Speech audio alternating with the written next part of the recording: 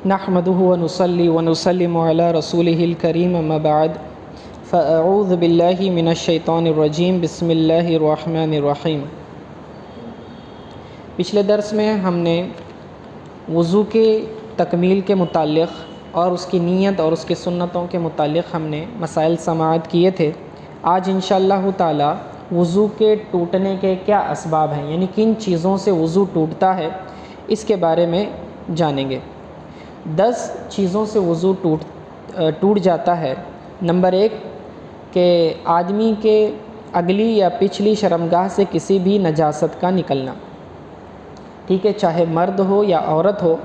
کہ اگلی یا پچھلی شرمگاہ سے کسی بھی نجاست کا نکلنا یہ وضو ٹوٹنے کا سبب بنتا ہے۔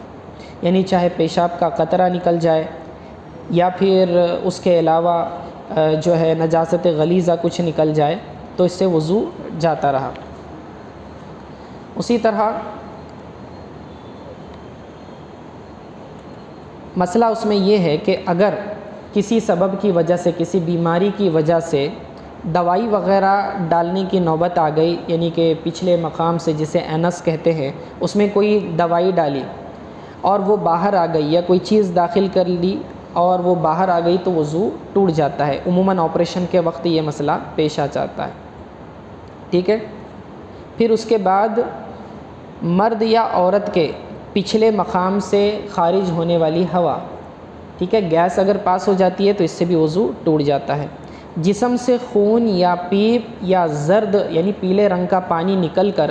ایسی جگہ بہنا جس کا وضو یا غسل میں دھونا فرض ہے۔ یعنی کہ اگر آپ کے ہاتھ سے یا پیر سے یا چہرے سے خون نکلتا ہے یا پیپ نکلتا ہے اور وہ اتنا زیادہ ہے کہ وہ فلو کر سکتا ہے، بہہ سکتا ہے، یعنی کہ ایک ڈراپ ہے، اس سے تھوڑا سا زیادہ ہوگا تو اگر آپ ہاتھ ایسا پلٹائیں گے تو وہ کھسکتے ہوئے آگے تک آ جاتا ہے، تو اسے بہنا کہتے ہیں، ٹھیک ہے۔ تو اگر اتنا خون نکل گیا جسم سے تو پھر وضو ٹوٹ جاتا ہے۔ لیکن اگر بہا مگر ایسی جگہ نہ پہنچا جس کا دھونا فرض ہو تو وضو نہ جائے گا۔ مثلاً آنکھ یا کان کے سوراخ کے اندر موجود دانے، پمپلز وغیرہ پھٹ گئے اور اس سے خون نکلا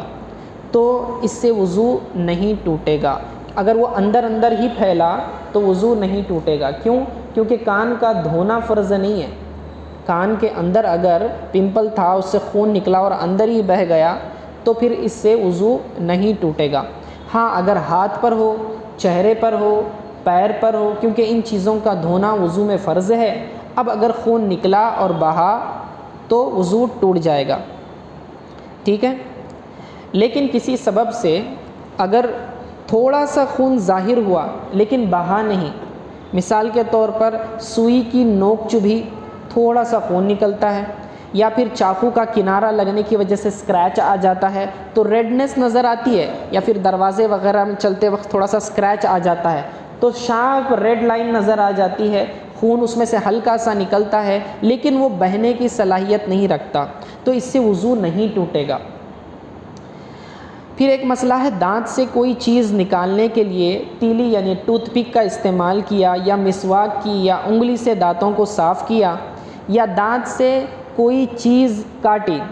اس پر خون کا اثر پایا۔ مثال کے طور پر کوئی سخت چیز جام کھا رہا تھا یا گاجر وغیرہ کھا رہا تھا تو زور سے اس کو چبایا تو اب وہ جو چیز تھی اس کے اوپر آپ کو خون نظر آیا، ٹھیک ہے۔ یا ناک میں انگلی ڈالی صاف کرتے وقت اور اس پر انگلی پر خون نظر آیا لیکن وہ بہنے کے قابل نہیں تھا تو وضو نہیں ٹوٹے گا۔ ناک صاف کرتے وقت جمع ہوا خون بعض اوقات نکلتا ہے گرمی کے دنوں میں، تو اگر اس طرح وضو کرتے وقت ناک سے جمع ہوا خون لوتھڑے کی شکل میں نکلتا ہے تو اس سے بھی وضو نہیں ٹوٹے گا، ٹھیک ہے۔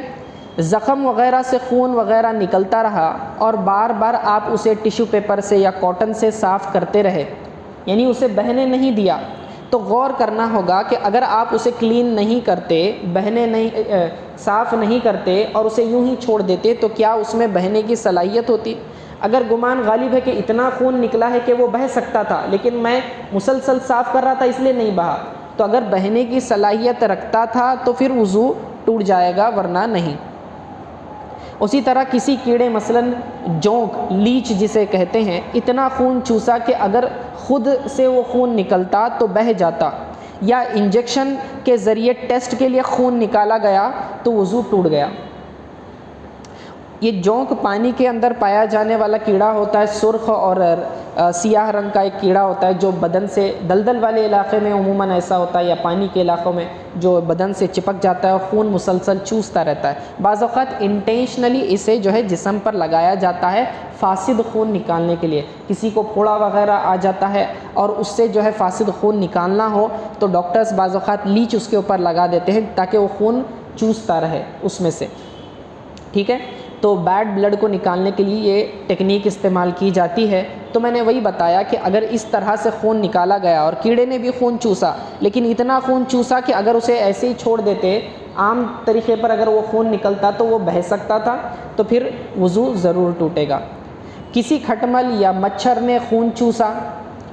یا پھر شوگر ٹیسٹ کے لیے معمولی سا خون نکلا تو اس سے وضو نہیں ٹوٹے گا، کیونکہ بعض اوقات ڈاکٹرز کیا کرتے ہیں، گھر میں آپ لوگ بھی شوگر ٹیسٹ کرنے کے لیے انگلی کے اوپر پن چبھاتے ہیں، ذرا سا ڈراپ آتا ہے، پورا قطرہ بھی نہیں ہوتا، اور اس کو جو ہے وہ ٹیسٹنگ پیپر رہتا ہے اس کو اٹیچ کر دیتے ہیں مشین کے اندر اور چیک کر لیتے ہیں، تو اس سے وضو نہیں ٹوٹتا۔ منہ سے اب خون نکلے گا تو کیا حکم ہوگا؟ دیکھیے، اگر منہ سے بہت زیادہ خون نکلا تو وضو ٹوٹ جائے گا، لیکن اس کے زیادہ ہونے میں شک ہو تو پھر چند ایک مسائل ہیں جنہیں دھیان میں رکھنا ہوگا۔ مثلاً منہ سے خون نکلا اور تھوک پر غالب ہے تو وضو توڑ دے گا ورنہ نہیں ٹوٹے گا۔ غالب کا کیا مطلب؟ کہ خون کا اثر زیادہ ہو، تھوک کا اثر کم ہو، تو اسے کہیں گے کہ خون تھوک پر غالب آ گیا، ٹھیک ہے۔ تو طریقہ کیا ہے کہ ہم تھوک کو پھینک کر دیکھیں گے، اگر وہ ریڈ ہے تو اس کا مطلب خون اس پر غالب آ گیا، اس کے کلر کو دیکھیں گے تو وضو ٹوٹنے کا حکم لگے گا۔ اگر آپ نے تھوکا اور تھوک لال رنگ کا نکلا تو پھر آپ کا وضو ٹوٹ گیا، کیونکہ خون تھوک پر غالب آ گیا ہے۔ لیکن جب آپ نے تھوکا تو یلوئش تھوک نکلا، یلو رنگ کا، زرد رنگ کا نکلا، لال رنگ کا نہیں نکلا، تو اس کا مطلب تھوک زیادہ ہے، خون کم ہے، اس صورت میں وضو نہیں ٹوٹے گا۔ اور اگر خون اور تھوک برابر ہوں تو تب بھی وضو ٹوٹنے کا حکم لگایا جائے گا۔ اگر دوران نماز خون نکل کر حلق تک پہنچا اور اس کا ذائقہ، اس کا ٹیسٹ آپ کو محسوس ہوا تو وضو اور نماز دونوں ٹوٹ جائیں گے، ٹھیک ہے۔ ہاں، اگر نکلنا یقینی طور پر آپ کو محسوس نہ ہو، اگر نکلنا یقینی طور پر محسوس ہوا لیکن ابھی تک حلق تک نہ پہنچا تو نماز توڑ کر تھوک پھینک کر دیکھا جائے، اور اگر پریویس جو میں نے مسئلہ بیان کیا کہ خون غالب ہے یا نہیں، اس کے مطابق آپ دیکھیں گے خون غالب ہے تو وضو ٹوٹے گا، نہیں غالب ہے تو وضو نہیں ٹوٹے گا۔ بلکہ صرف اگر یقین نہیں ہے، صرف شک ہے، تو یہ شک کی وجہ سے نماز نہیں توڑیں گے، نماز کو جاری رکھیں گے۔ اگر دوران نماز حلق میں بالکل ذائقہ محسوس نہ ہوا تو نماز کے بعد آپ تھوک پھینک کر دیکھیں گے، اگر خون غالب ہو تو نماز آپ کی گئی، تو آپ کو نماز لوٹانی پڑے گی، اور اگر جو ہے خون غالب نہیں ہے تو پھر جو ہے نماز آپ کی ہو جائے گی۔ اسی طرح آنکھ، کان، ناف یا پستان وغیرہ میں سے کسی دانے یا بیماری کی وجہ سے یا درد کی وجہ سے آنکھوں سے پانی یا بہنے والا آنسو یا پانی نکلا تو اس سے بھی جو ہے وضو ٹوٹ جاتا ہے۔ آنکھوں کی اگر بیماری ہو گئی ہے، ٹھیک ہے، اور بیماری کی وجہ سے آنکھ میں سے پانی مسلسل نکلتا ہے تو اس پانی سے وضو ٹوٹ جاتا ہے، یہ اچھی طرح سے یاد رکھیں۔ لیکن اگر بیماری کی وجہ سے نہیں نکلا، صرف ایسے ہی رونے کی وجہ سے، خوشی اور غم میں آنسو نکلتے ہیں، تو اس سے وضو نہیں ٹوٹے گا۔ سرما لگایا، آنکھ سے پانی نکلا تو اس سے بھی نہیں ٹوٹے گا۔ اسی طرح تیز گاڑی چلا رہا تھا، دھواں لگا یا پھر کیڑا وغیرہ چلا گیا تو اس سے وضو نہیں ٹوٹے گا۔ صرف اگر بیماری ہے آنکھ کی، میل آ جاتا ہے، میل نکلتا ہے، یا پھر جو ہے پانی مسلسل نکلتا رہتا ہے، جسے آنکھ آئی لوگ کہتے ہیں، چشمہ لگا لیتے ہیں پھر بلیک اس وقت، تو پھر جو ہے وضو ٹوٹ جاتا ہے۔ ٹھیک اسی طرح کان کا مسئلہ ہے، کان سے بیماری کی وجہ سے، درد کی وجہ سے مسلسل اگر پانی نکلتا رہا تو پھر اس سے بھی وضو جائے گا۔ اسی طرح ناف جو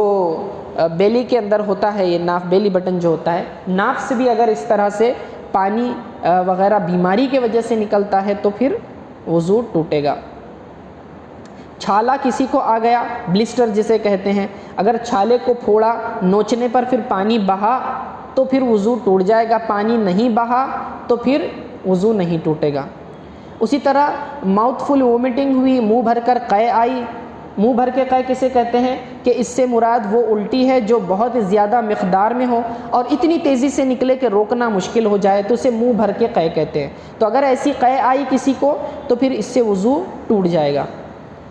اسی طرح نیند آ گئی، آدمی سو گیا تو پھر سونے سے وضو ٹوٹ جاتا ہے، لیکن اس میں تھوڑی سی تفصیل ہے، اس کو سمجھیں۔ کیونکہ سونے سے کیوں وضو ٹوٹتا ہے؟ یہ تو کوئی نجاست نہیں ہے،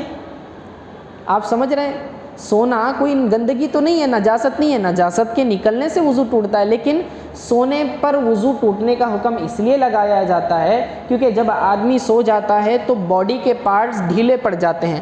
بدن کے اعضاء، ہاتھ، پیر، پیٹ وغیرہ ڈھیلا ہو جاتا ہے، جس کی وجہ سے گیس نکلنے کا امکان ہوتا ہے، پاسبلٹی پیدا ہو جاتی ہے۔ عموماً آپ دیکھیں جب آپ نیند سے بیدار ہوتے ہیں تو انسان کو گیس ہوتی ہے، کیوں؟ یہ اعضاء ڈھیلے ہونے کی وجہ سے۔ تو جب نیند کا غلبہ زیادہ ہوتا ہے تو آدمی کو پتہ نہیں چلتا کہ نیند میں گیس نکلی یا نہیں نکلی، اس لیے وضو ٹوٹنے کا حکم لگایا جاتا ہے۔ یعنی گہری نیند میں اگر آدمی سو گیا تو پھر اس کا وضو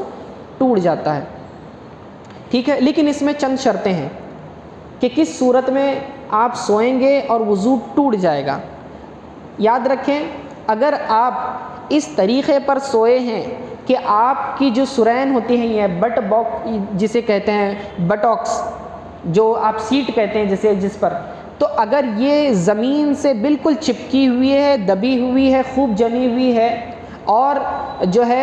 ایسی حالت پر آپ نہیں سوئے جو نیند کے اندر رکاوٹ بنے تو اس سے وضو نہیں ٹوٹتا۔ مثال کے طور پر آپ کرسی پر بیٹھے ہیں، کرسی پر بیٹھے بیٹھے نیند لگ گئی اور اچھی خاصی نیند لگ گئی، ٹھیک ہے، تو اس سے وضو نہیں ٹوٹتا۔ کیوں؟ کیونکہ آپ کی سیٹ جمی ہوئی ہے۔ جب جسم کا یہ پارٹ جمع ہوا ہوتا ہے تو گیس نہیں نکلتی، اس کی وجہ سے وضو نہیں ٹوٹے گا۔ یعنی کہ آپ ٹریول کر رہے ہیں، بس میں بیٹھے ہوئے ہیں یا ٹرین میں سفر کر رہے ہیں، بیٹھے ہوئے ہیں، سوئے نہیں، لیٹے نہیں، بیٹھے ہوئے ہیں، کرسی پر بیٹھے ہیں تو پھر اس سے وضو نہیں ٹوٹے گا، ٹھیک ہے۔ لیکن اگر آپ کچھ اس طرح سوئے کہ باڈی آپ کی ریلیکس ہو سکتی ہے، مثال کے طور پر چت لٹ کر سو گئے پیٹھ کے بل، یا کروٹ کے بل آپ لیٹ کر سو گئے، یا اس طرح لیٹے کہ آپ کے دونوں پیر کے تلوے زمین پر ہیں، گھٹنے آپ نے اٹھا دیے ہیں اور ٹیک لگا کے یوں سو گئے، تو ان تمام صورتوں میں جو ہے آپ کی سیٹ جو ہے ریلیکس ہو جاتی ہے، جس کی وجہ سے گیس نکلنے کی پاسبلٹی ہوتی ہے اور اس صورتوں میں وضو ٹوٹ جائے گا، ٹھیک ہے۔ اسی طرح اگر نماز میں ایسی پوزیشن پر سو گیا کہ جس سے جو ہے سیٹ آپ کی جو ہے اٹھ جاتی ہے تو پھر وضو ٹوٹ جائے گا۔ مثال کے طور پر سجدے میں گیا اور سجدے میں سو گیا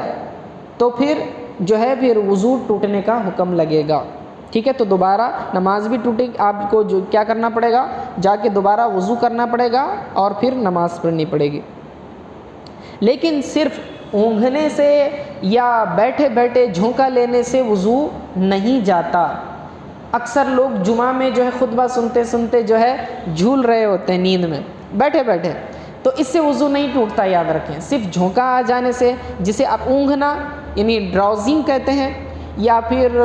جھونکا لینا ڈوزنگ جسے کہتے ہیں، ایسے ہی نیند میں جھٹکا لگ جاتا ہے بیٹھے بیٹھے، ٹھیک ہے، یا لمبا بیان چل رہا ہے بور ہو گئے تو نیند آنے لگ جاتی ہے، یا خطبہ بھی سنتے سنتے ہوتا ہے، تو پھر یاد رکھیں اس سے وضو نہیں ٹوٹتا۔ حدیث پاک میں آتا ہے، صحیح مسلم کی حدیث ہے، حضرت انس رضی اللہ تعالیٰ عنہ راوی ہیں کہ کان اصحاب رسول اللہ صلی اللہ علیہ وسلم ینامون ثم یصلون ولا یتوضؤون، کہ رسول اللہ صلی اللہ علیہ وسلم کے اصحاب سو جاتے پھر نماز پڑھتے اور وضو نہیں کرتے۔ تو اس حدیث میں اونگھنے اور جھونکا لینے کا بیان ہے کہ اگر ایسی کچی نیند ہے کہ بیٹھے بیٹھے آدمی سو گیا، سیٹ آپ کی اٹھی نہیں ہے، تو پھر اس سے آپ کو دوبارہ وضو کرنے کی ضرورت نہیں ہے، ٹھیک ہے۔ پھر اگر کوئی شخص اونگھنے والا شخص ہے، نیند بیٹھے بیٹھے لگ گئی اور غلبے کی وجہ سے گر پڑا، ٹھیک ہے، اسے ہوش نہیں آیا تو وضو ٹوٹ گیا، کیونکہ آپ کی سیٹ ٹوٹ جاتی ہے۔ پھر اگر نیند میں جھونکا آیا اور گرنے سے پہلے اٹھ گیا، نیند کھل گئی، آنکھ کھل گئی، ٹھیک ہے، تو پھر وضو نہیں ٹوٹا۔ کبھی نماز کے انتظار میں بھی جو ہے نیند کا غلبہ ہو جاتا ہے، عموماً تراویح وغیرہ میں ہوتا ہے، اور نمازی اسے دور کرنا چاہتا ہے لیکن بسا اوقات غفلت طاری ہو جاتی ہے، تو اس وقت جو باتیں ہوئیں اسے ان کی بالکل خبر نہیں ہوتی کہ اطراف میں کیا بات ہوئی، اور 2-3 مرتبہ آواز دینے سے پھر اس کی آنکھ کھلتی ہے۔ اگر پھر اس کے غالب گمان میں یہ تھا کہ میں سویا نہیں تھا، اس کے گمان میں کہ مجھے نیند نہیں لگی تھی، میں نے تو صرف آنکھ بند کی ہوئی تھی، ٹھیک ہے، لیکن بازو کھڑا شخص کہہ رہا تھا کہ تم اچھی طرح سو گئے تھے، ہم نے تمہیں پکارا، تم نے جواب نہیں دیا، تو اب اس آدمی کا اعتبار نہیں کریں گے جو سویا تھا، اس کا وضو ٹوٹ جائے گا،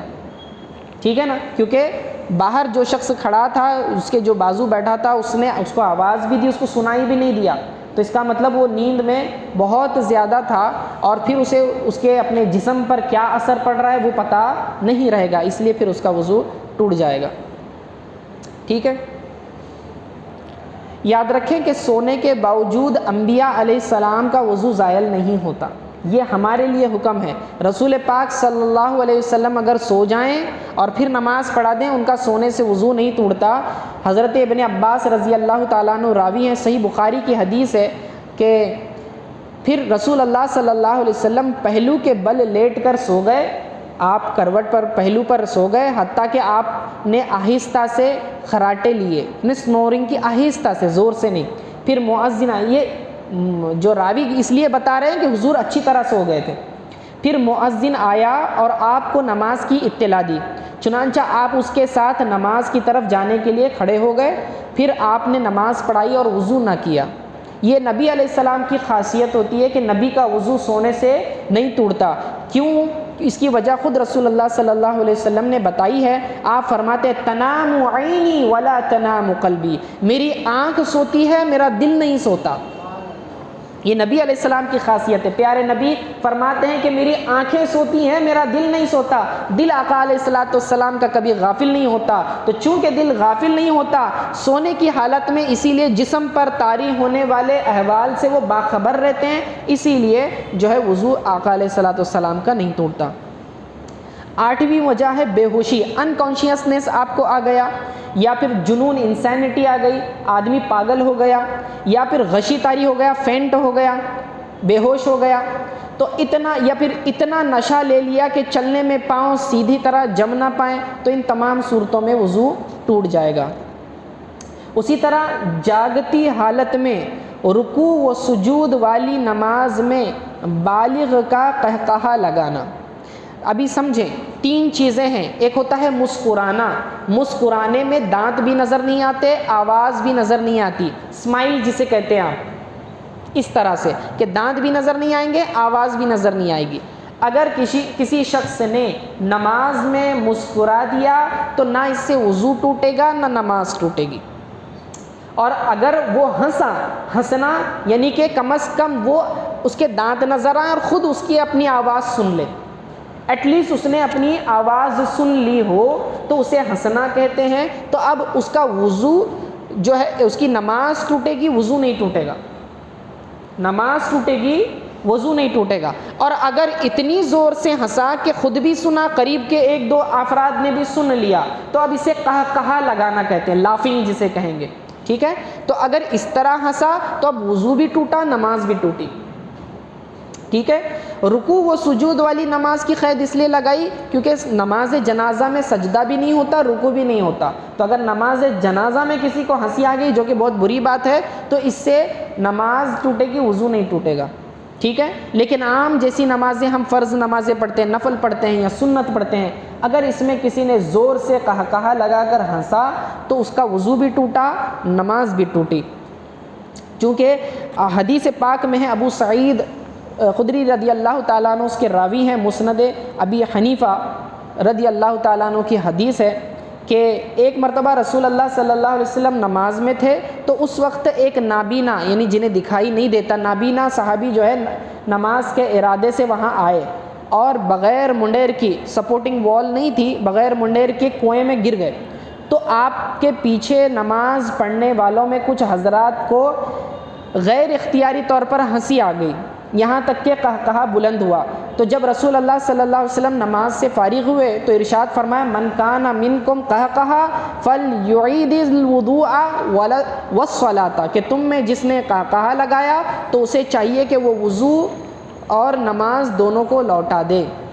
یاد رکھیے قہقہا لگانا یہ کوئی نجاست نہیں ہے، جیسے نیند کا میں نے مسئلہ بیان کیا، چونکہ یہ خلاف قیاس ہے، ہم لاجک سے نہیں بتا سکتے وضو کیوں ٹوٹا، جبکہ آقا علیہ الصلوۃ والسلام نے فرما دیا اس سے وضو ٹوٹے گا تو وضو ٹوٹے گا، ٹھیک ہے۔ تو چاہے یہ عام نماز کے باہر اگر آپ زور زور سے ہنستے ہیں، قہقہا لگاتے ہیں تو وضو نہیں ٹوٹتا، یہ صرف نماز کے اندر کا مسئلہ ہے، ٹھیک ہے۔ تو اب یاد رکھیں کہ لیکن اگر بالغ آدمی ہو، بچہ اگر نماز کے اندر ہنستا ہے جو بالغ نہیں ہوتا ہے تو پھر اس کے لیے حکم نہیں ہوگا، اس کا وضو نہیں ٹوٹے گا، بالغ ہونا چاہیے تھا۔ اور اسی طرح اگر نماز میں سو گیا اور نماز میں ہنسی نکل گئی نیند میں تو اس سے پھر وضو قائم رہے گا، وضو نہیں ٹوٹے گا، ہوش میں ہونا چاہیے آدمی، ٹھیک ہے۔ اسی طرح مباشرت فاحشہ یعنی پرائیویٹ پارٹس کے یعنی فزیکل ریلیشن شپ جب آدمی کرتا ہے اپنی زوجہ کے ساتھ تو اس کی وجہ سے جو بھی جسم سے مادہ نکلتا ہے تو اس سے جو ہے وضو ٹوٹ جائے گا، ٹھیک ہے۔ اب اس میں چند باتیں ہیں کہ بعض لوگوں کو غلط فہمیاں ہوتی ہیں کہ